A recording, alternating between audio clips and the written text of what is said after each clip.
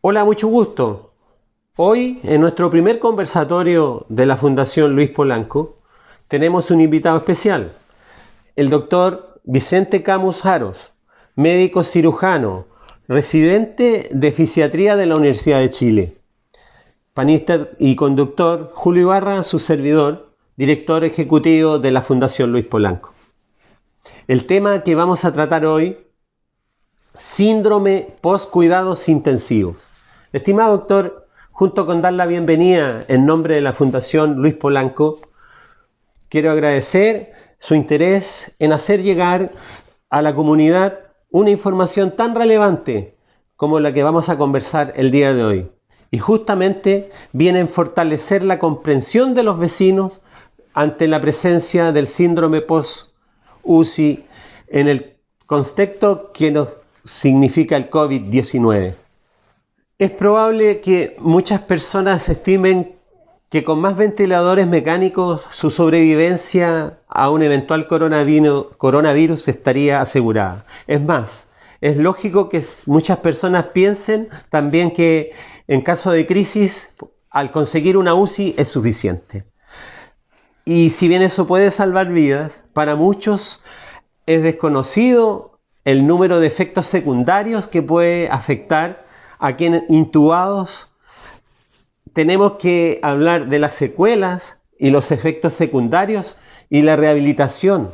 En palabras simples, no es llegar y terminar en la UCI con una ventilación mecánica. Para hablar de esto, estamos con el doctor Vicente Camus y le vamos a hacer la primera pregunta. Doctor, ¿qué es el síndrome post-cuidados intensivo?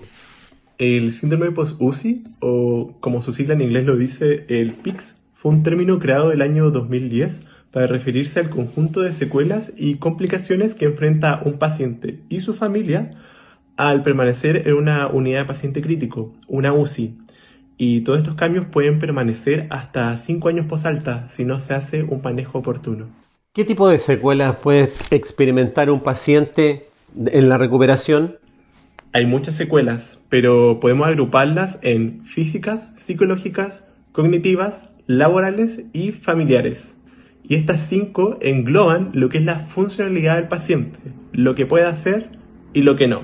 Y en eso es lo que tenemos que enfocarnos como médicos. ¿Qué secuelas físicas se presentan? Dentro de las complicaciones físicas, hablamos de las que son del pulmón propiamente tal y las que no, las extrapulmonares. En las primeras lo que más se ve es un patrón restrictivo. ¿Qué es esto? Es cuando los volúmenes de aire que alberga el pulmón disminuyen. Esto debido tanto al hecho de la intubación, el hecho de que exista este ventilador mecánico que suple la función del pulmón durante un tiempo. Una vez que el paciente vuelve a respirar por sus propios medios, ese pulmón ya no es el mismo. Y además, el mismo proceso infeccioso del COVID-19 disminuye el tejido pulmonar en lo que se conoce como fibrosis. Entonces, el intercambio gaseoso del oxígeno se ve alterado. Y en la parte extrapulmonar, lo principal es la debilidad muscular. Esto se refiere a que tenemos un paciente que estuvo mucho tiempo acostado, mucho tiempo en reposo, mucho tiempo sedado, y que efectivamente esta inactividad hace que disminuya el volumen de los músculos, lo que se evidencia principalmente en el cuádriceps, que es el músculo del muslo, y en la fuerza de agarre del paciente, pero nosotros lo evidenciamos así, pero es global, involucra a todos los músculos, incluso los respiratorios. Entonces eso igual termina afectando la parte pulmonar.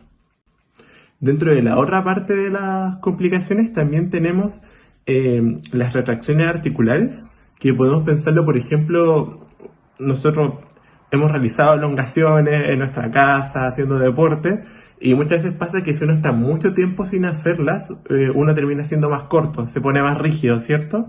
Esto mismo le pasa a los pacientes cuando están mucho tiempo en este reposo que es obligado en la UCI, pero lo notan en las cosas del día a día. Entonces, si está mucho tiempo acostado, se acorta un poco lo que es el rango, por ejemplo, del tobillo y les va a afectar en la marcha.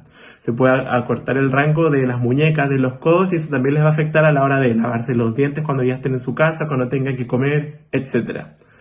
Y otra cosa más es el atrapamiento nervioso. Y tiene que ver con esto también, con estas posiciones que se mantienen durante mucho tiempo. Puede ser que se afecte el trayecto normal de un nervio. Y eventualmente eso nos lleva a más síntomas, donde está el dolor, sensaciones que no son placenteras para el paciente. ¿Y cuáles serían las secuelas psicológicas que le afectan a un paciente? Durante la estadía en una unidad de paciente crítico, los pacientes experimentan muchas emociones y sentimientos que se reflejan en los síntomas, siendo los principales el miedo a morir y la irritabilidad. De no manejarse en ese entonces, una vez que sean dados de alta, pueden generar distintos trastornos. Se ha visto que un 48% manifiestan síntomas ansiosos, que un 30% genera un trastorno depresivo mayor y que entre un 10 a un 50% generan un trastorno de estrés postraumático que se mantiene en el tiempo si no recibe terapia. También entiendo que hay secuelas cognitivas después del COVID. En lo que es lo cognitivo, se ha visto que dentro de la hospitalización los pacientes presentan delirium, que es una pérdida de conciencia fluctuante, o sea que a veces está y a veces no, y depende de muchos factores, donde lo principal es la pérdida de atención y pérdida de la cognición. Y esto, a futuro, cuando el paciente ya se va de alta, se expresa como un deterioro neurocognitivo, donde se altera lo que es la atención, la memoria, la velocidad de procesamiento y las funciones ejecutivas. Además, la familia también se ve perturbada. Y también me gustaría que me explicara cuáles son las secuelas familiares después del COVID. En lo que son las secuelas familiares diremos que hay dos ejes. El primero es uno plenamente económico, que es el hecho de que una estadía, una simple noche en una cama UCI en los hospitales de este país es muy caro. Y estas estadías en UCI normalmente son bastante largas, por lo tanto el impacto económico para la familia es alto. Y además hay una pérdida de roles, en lo que es el rol de padre y madre, porque muchas veces quien pasa por la UCI tiene hijos efectivamente, mientras está en la UCI no comparte el mismo espacio físico, así que obviamente se pierde el rol. Pero una vez que vuelve, por la gran cantidad de secuelas de las que ya hablé, no es el mismo padre y la misma madre que existían antes de haber pasado por esta UCI. Así que se va a perder el rol efectivamente. Y además hay una pérdida de lo que es el rol de proveedor, ya que hasta 65% de los pacientes que pasan por una UCI no retornan a su trabajo al primer año, lo que repercute además en la parte económica, de la que ya hablamos al principio. Finalmente, otras secuelas físicas que se pueden presentar. Dentro de lo que son las otras secuelas hablamos de dolor crónico, o sea, un dolor que no se va. Ustedes deben haber visto imágenes de los pacientes en la UCI que están multiinvadidos. Tienen un tubo que le entra por la boca, podrían tener un tubo en el cuello, tienen múltiples pinchazos, muchas vías venosas, tienen la sonda Foley por la uretra, etc. ¿Ya? Todos estos son estímulos que son dolorosos, independiente de si el paciente está sedado o no, y que el cerebro va aprendiendo. Tienen que pensar, por ejemplo, si tuvieran una piedra en el zapato durante un año entero y les duele y les duele y les duele, cuando se cumple el año van y se la sacan. Lo más probable es que les siga doliendo, porque fue una vía que el cerebro aprendió aunque ya no esté la piedra ahí. Entonces puede ser que una vez que salga el paciente de la UCI quede con algún dolor crónico que necesita ser tratado. Además, otra secuela es la desnutrición calórico-proteica. Esto muchas veces porque el hecho de estar intubado impide que el paciente pueda alimentarse por boca y tiene que alimentarse por otras vías que, si bien pueden darle toda la nutrición que requiere, tampoco está haciendo ningún tipo de actividad física. Así que eventualmente podría tener esta desnutrición calórico-proteica y bajar de peso. Y por último, se ha descrito que también hay osteopenia y osteoporosis. Esto debido a que los huesos necesitan el estímulo de la carga, necesitan el bípedo, que estemos de pie. Y si el paciente está acostado todo el tiempo, eso sumado a las deficiencias de vitamina D, de calcio, etcétera, que pueda ya traer de antes, hacen que eventualmente ocurra esta osteoporosis y eso nos puede llevar a fracturas. Doctor, ¿usted cree que la tecnología ha sido un aliado importante en este momento? Me refiero a la tecnología, redes sociales, también la implementación en cuanto a lo que corresponde a lo médico. Bueno, y en lo que respecta a la tecnología, ha sido un gran aliado para todo el personal de salud. Principalmente en lo que son los avances científicos, el hecho de que podamos afrontar esta pandemia y saber exactamente qué es lo que hay que hacer, cuál es el soporte que hay que dar, que existan los ventiladores mecánicos, que tengamos esta como tecnología de punta, ha sido súper beneficioso para todos.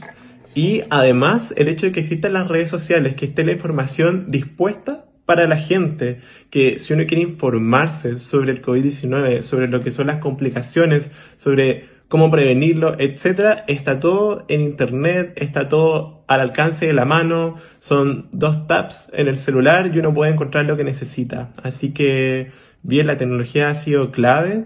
Como médicos, en verdad estamos muy agradecidos del hecho de que esta pandemia nos pille en una época donde podemos hacerle frente. ¿Cómo difundiría usted la información tan importante que le estamos dando hoy día a la comunidad? Yo creo que cada persona puede hacer algo para difundir esta información.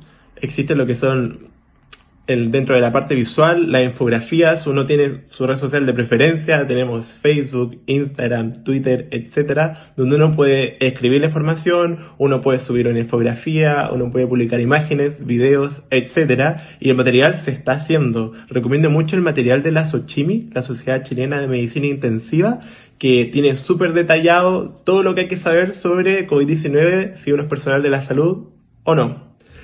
Además, por ejemplo, en la parte de lo que es más audio, existen los podcasts informativos y yo por mi parte también estoy haciendo algo con Reacciona, que es mi página que está en Instagram y en Twitter, donde subo infografías que las dibujo yo de investigaciones que he hecho sobre rehabilitación y que últimamente con todo esto del COVID-19 me ha llevado a enfocarme en lo que es la telerehabilitación y lo que es el síndrome post-UCI. Finalmente, según su criterio profesional, ¿qué mensaje podría usted rescatar y darle a nuestra comunidad?